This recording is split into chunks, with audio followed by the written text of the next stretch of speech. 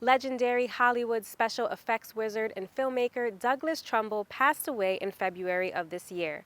The Oscar-winning Berkshires resident was responsible for the dazzling visuals in some of the most iconic films in cinema history. And executive producer Tony Dunne takes a look at his life and legacy through his own words and in reflections from some of those who knew him.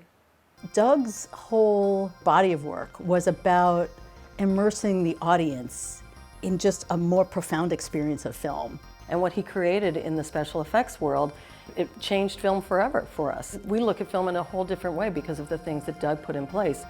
Name one movie that he's done that hasn't been elevated by his work.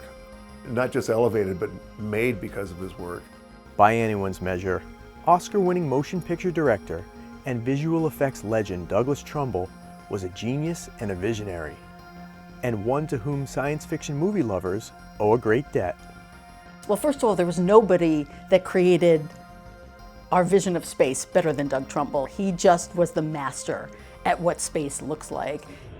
But for the man responsible for the mind-bending visuals in Stanley Kubrick's 2001: A Space Odyssey, for making the Starship Enterprise fly on the big screen for director Robert Wise, and for creating the dystopian future of Ridley Scott's Blade Runner, special effects were merely tools in service to a greater cause. It wasn't just his effects work, it was he brought story to the effects. He also gave a lot of his input to the directors about how he felt the story should go. And a lot of directors listened to him.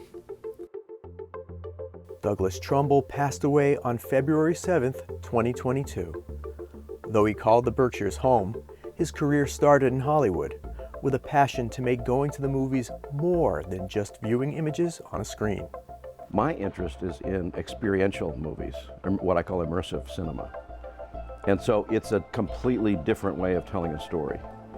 And I got hooked on it long ago as a very young guy when I was working on 2001: A Space Odyssey for Stanley Kubrick. And so that was my introduction to feature film movie making. And so it led to a really, terrific resume, because being associated with that movie and special effects was a calling card that would get me into any studio.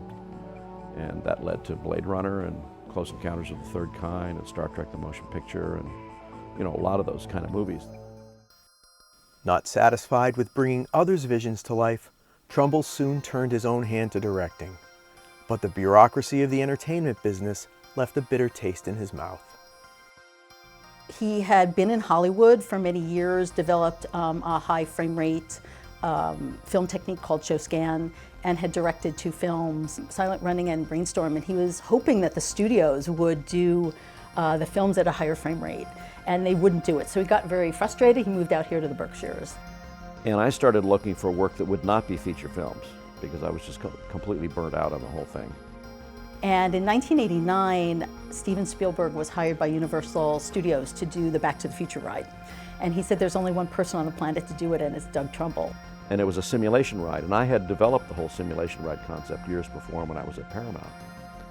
And they couldn't figure out how to make it work. And I said, well, I'll do it. I'd love to do it. So we did the whole Back to the Future ride in these old textile mills in Housatonic, Massachusetts, about 20 minutes from here. And that was proof to me that we could actually do world-class filmmaking in a remote location like this. He was incredible. I mean, his generosity, people talk about it all the time, but I witnessed it with, literally dozens of filmmakers that we would bring to his property. He would spend time with them. They could reach out afterwards. He was 100% about the next generation. He was 100% about being a mentor, being an inspiration for films and filmmakers. I came here 30 years ago, and I met my husband. I had 2 children. I created another company, Mass Illusion, after working with him. And, I told him, maybe not enough, but I'm grateful because my life and my career are here because of him. And it happened for me and so many people.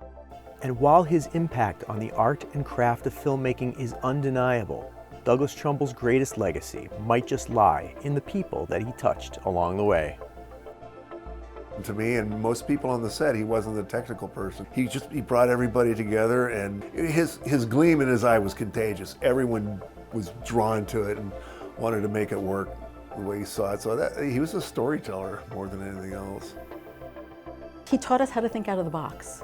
And that was, I think, the biggest lesson from Doug, is not to do what's already been done, but to figure out what's next and what's going to create that excitement for the audience. Doug lived up here. We live here, but Doug lived up here.